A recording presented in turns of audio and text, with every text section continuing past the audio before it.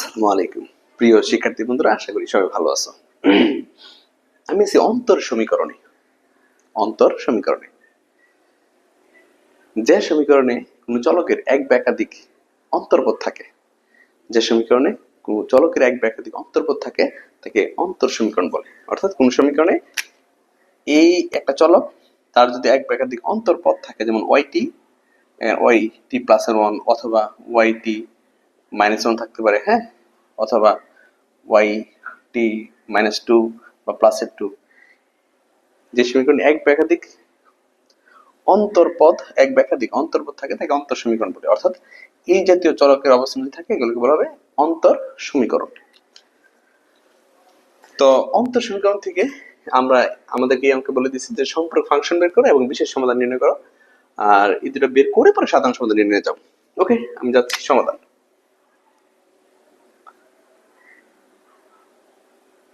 সমাধান 1 দেওয়া আছে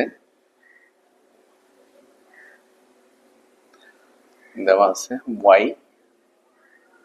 t plus 1 minus 5 yt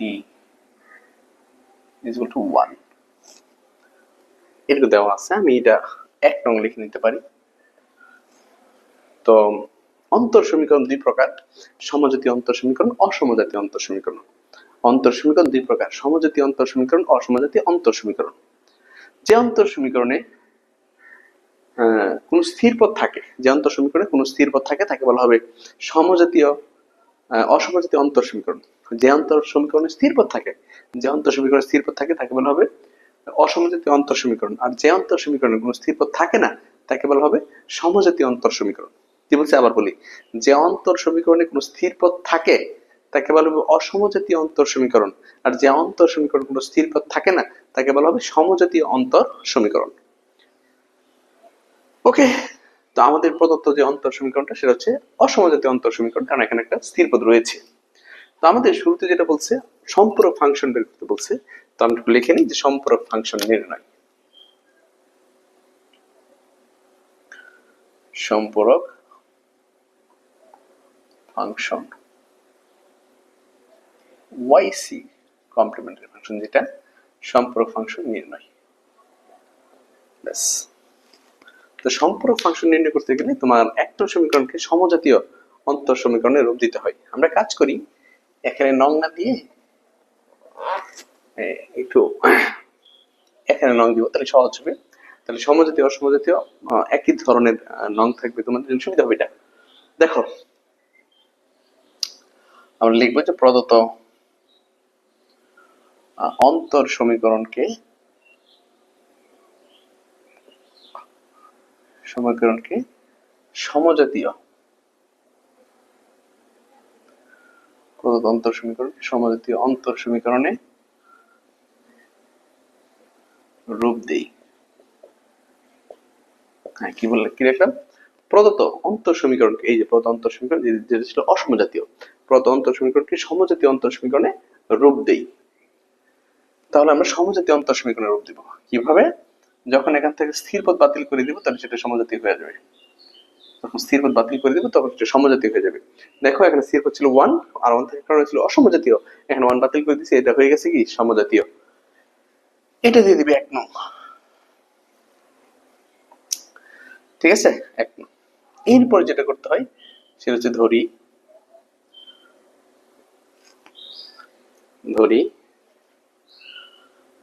ওয়াইটি, যেহেতু ভিত্তি সময়, ওয়াইটি সময় এবিটি, সব অঙ্কের সমাধান এক, একই নিয়ম।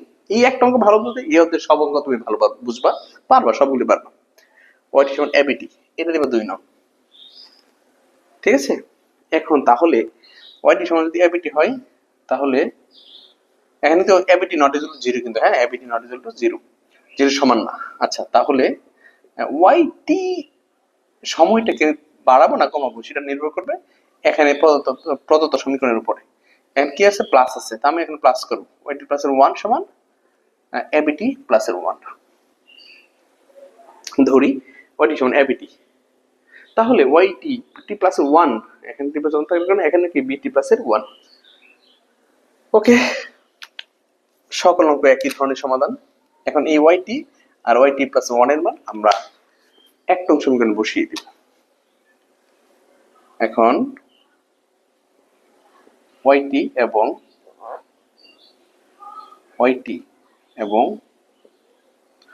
ওয়াইটি প্লাস 1 এর মান এক নয়ে বসাই। এখন ওয়াইটি এবং ওয়াইটি প্লাস 1 এর মান এক নয়ে বসাই। তাহলে বসাবো এক নয়ে, এই যে এক নয়ে বসাবো, এই যে এক নং। তাহলে ওয়াইটি প্লাস 1 যদি বসাই তাহলে হবে ABT plus 1 ABT plus 1 minus 5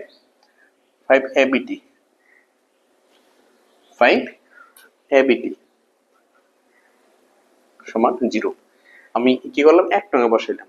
তো ওয়াইটি আর হচ্ছে ওয়াইটি প্লাস 1, তাহলে ওয়াইটি আর ওয়াইটি প্লাস 1 যখন বসাবো তখন কি আসলো, এবিটি প্লাস 1 এই যে এইটুকুর মান এবিটি প্লাস 1 বসাইলাম মাইনাস 5 আর ওয়াইটির মান হচ্ছে কি এবিটি, বা টি বি1 5 এবিটি 0। হ্যাঁ, কি করলাম আমরা, বি এর পাওয়ার হচ্ছে টি, এখানে পাওয়ার হচ্ছে 1 5 এবিটি। এখন তুমি এবিটি কমন নাও, এবিটি কমন নিলে থাকে বি মাইনাস 5 সমান 0, বা আমি যদি এবিটিটা ডান পাশে নিয়ে যাই তাহলে 0 নিচে চলে যাবে, আর 0 নিচে চলে গেলে সেটা 0 হয়ে যাবে। ঠিক আছে, এবিটি গুণাকারে আছে, আমি যদি ডান পাশে নিয়ে ভাগ আকারে যাই তাহলে 0 নিচে চলে যাবে, আর 0 নিচে এবিটি চলে গেলে 0 কে কোনো কিছু দিয়ে ভাগ করলে উত্তরটা 0 হয়, তাহলে এটা 0 হয়ে যাবে। আমি ডিরেক্ট 0 লিখে দিলাম। অতএব বি এর মান 5 পেয়েছি। বি এর মান কত পেয়েছি? 5। এই 5 আমি 2 নঙ্গে বসাই দিব, তাহলে আমি সম্পর্ক ফাংশন পেয়ে যাব। লিখবো যে এখন বি এর মান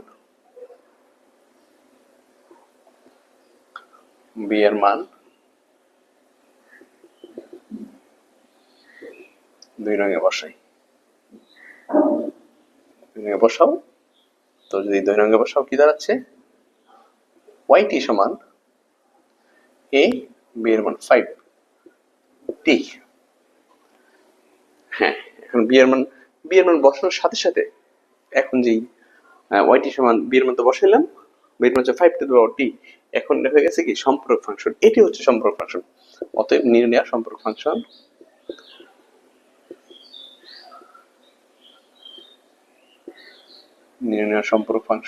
yc সমান a ইনটু 5 টু দি পাওয়ার টি। এটা হচ্ছে সম্পর্ক ফাংশন, নির্ণয় সম্পর্ক ফাংশন yc সমান a ইনটু 5 টু দি পাওয়ার টি।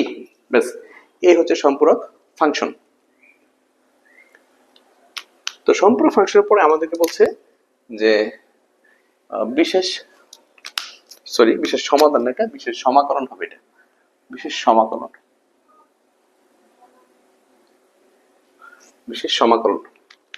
তাহলে এখন আমরা বের করব বিশেষ সমাকলন। তো লিখে নিব বিশেষ সমাকলন নির্ণয়। বিশেষ সমাকলন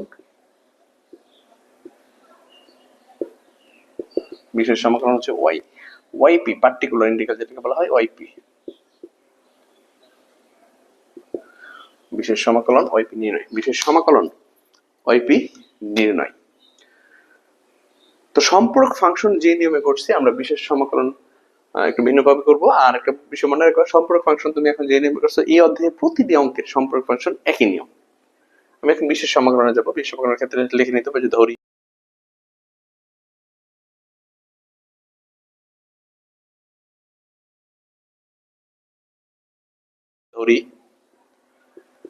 তুমি এখানে যে দুইটা ধরছো ওয়াইটি আর ওয়াইটি প্লাস 1, এই দুইটা সমান একটা স্থির পদ ধরে নিতে হবে। তো ধরি ওয়াইটি সমান ওয়াইটি প্লাস 1 সমান কে, যেখানে কে হলো ধ্রুবক। এটা খেয়াল রাখবা, ঠিক আছে? এখানে হচ্ছে ওয়াইটি আর ওয়াইটি প্লাস 1, ওয়াইটি প্লাস 1। ধরি ওয়াইটি সমান ওয়াইটি প্লাস 1 সমান কে, যেখানে কে হলো কি ধ্রুবক।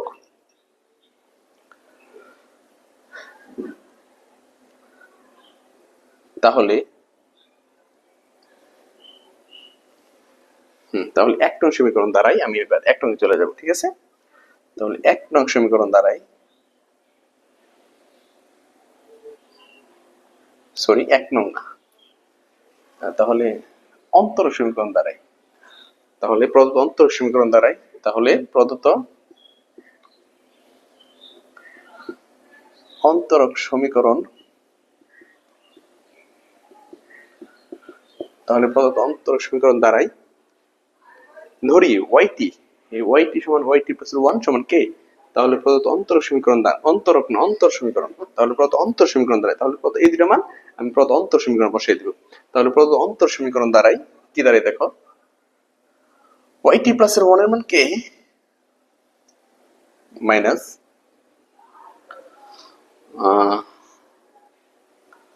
তারপর কি আছে 5k সমান 1, ঠিক আছে? এইটুকুর মান কে, আবার এইটুকুর মান কে, তার 5 টুকুর মান কেন আছে 1, বা এখানে একটাকে 5টাকে চলে যাবে, 4টাকে থাকবে 1, অতএব কে সমান -1/4, কে সমান কি পাইছি মাইনাসের 1/4 পাইছি। এটা হচ্ছে তোমার বিশেষ সমাকলন, লিখে দেবো যে অতএব নির্ণয় বিশেষ সমাকলন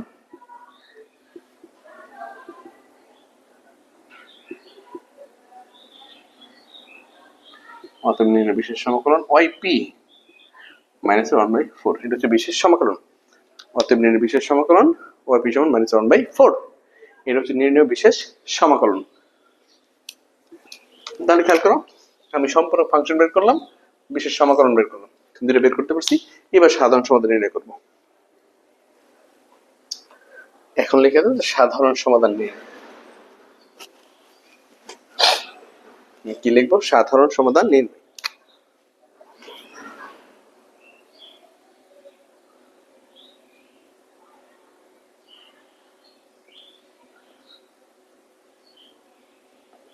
সাধারণ সমাধান নির্ণয়। তো সাধারণ সমাধান কিভাবে নির্ণয় করবো আমরা? অসমজাতীয় অন্তর সমীকরণে সাধারণ সমাধান নির্ণয় নিয়মটা হচ্ছে সম্পূরক ফাংশন আর বিশেষ সমীকরণ যোগ করতে হয়।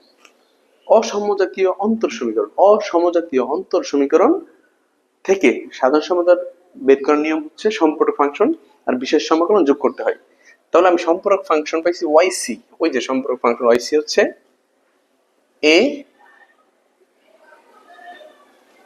5t আর yp এর মান হচ্ছে মাইনাসের 1/4, তাহলে আমি প্লাস এর মাইনাস হয়ে যাবে, মাইনাসের 1/4 দিয়ে দেব, 1/4। এটা হচ্ছে তোমার সাধারণ সমাধান, মাইনাসের 1/4, এই হচ্ছে সাধারণ সমাধান। ব্যাস, তো আমরা এইভাবে এক কমপ্লিট করে নিব। এরপর 2 এ যাব।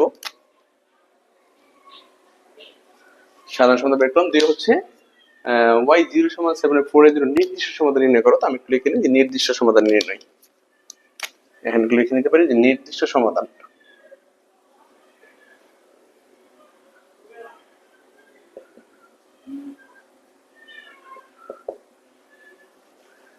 নির্দিষ্ট সমাধান নির্ণয়।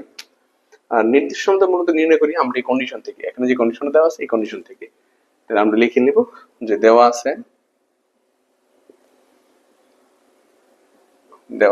y0 সমান 7/4, দেওয়া আছে y0 সমান 7/4,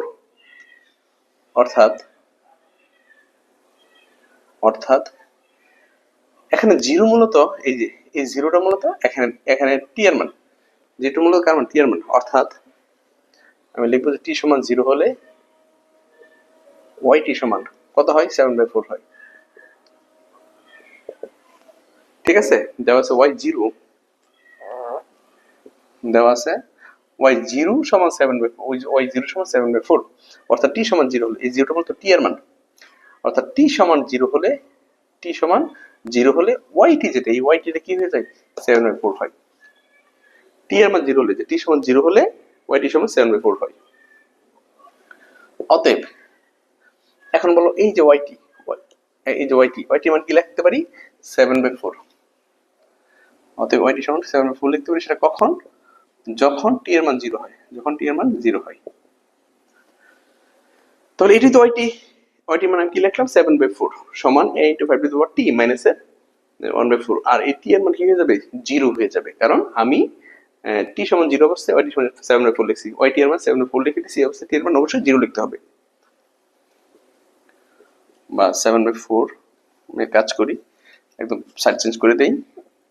যদি এই পাশে নিয়ে আসি, এর উপরে 5 এর উপর 0 আছে, তার মানে 1 হবে, 1 সাথে গুণ করে সেটা এই হয়, মানে 1/4 7/4, তাহলে এর সমান 7/4, এই মাইনাসের পাশে গেলে প্লাস হবে, বা এর সমান যদি লসাগু করি 4, 7 প্লাস 1, লসাগু করলে কত 4, 7 প্লাস 1, তাহলে এর সমান 842। তাহলে এর মান আমরা কত পাইছি? 2 পেয়ে গেছি। এর মান কি পেয়েছি? 2 পেয়ে গেছি। আর নির্দিষ্ট সমাধান মূল উদ্দেশ্য হচ্ছে এর মান বের করে দেওয়া। এর মান বের করতে পারলেই আমি শুধু এই সমীকরণ বসাই দিলে নির্দিষ্ট সমাধান পেয়ে যাবো। তো এর মান পেয়ে গেছি কত? 2 পাইছি। এবার লিখে দাও যত নির্ণয় নির্দিষ্ট সমাধান।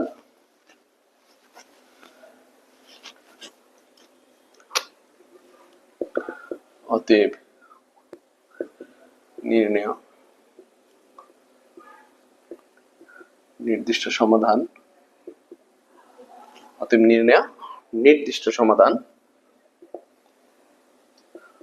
yt সমান, এর মান কত পাইছি? 2 পাইছি, তাহলে 2 into 5 to the power t minus 1/4, এ হচ্ছে নির্দিষ্ট সমাধান। নির্ণয় নির্দিষ্ট সমাধান yt সমান 2 into 5 to the power t minus 1/4, এই হচ্ছে নির্দিষ্ট সমাধান। এইভাবে অঙ্কটা কমপ্লিট করে নিব। আশা করি সবাই বুঝতে পারছি। আমার ক্লাস যদি ভালো লাগে তুমি বন্ধু বান্ধব সবাইকে আমার অনলাইন ক্লাসের বিষয়ে শেয়ার করো। ভালো থাকো। আসসালামু আলাইকুম।